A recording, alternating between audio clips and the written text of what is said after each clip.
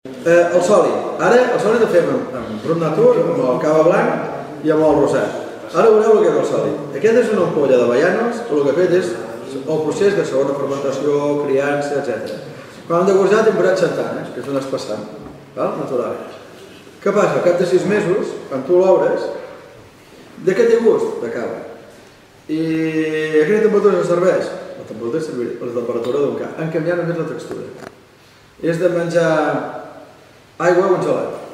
Aquí canviem aquesta temperatura, no? Canvia la textura, una cosa líquida o una cosa més densa.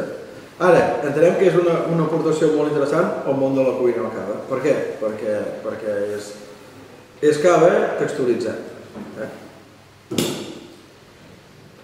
Si us hi fixeu,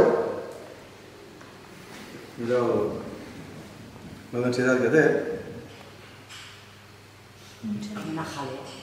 Si posem una miqueta, quedarà una miqueta a sobre i veureu que el carboni cap d'una estona puja. Això és un espectacle. A part que és molt bo, si us hi fixeu, les bombolles tenen immòbils.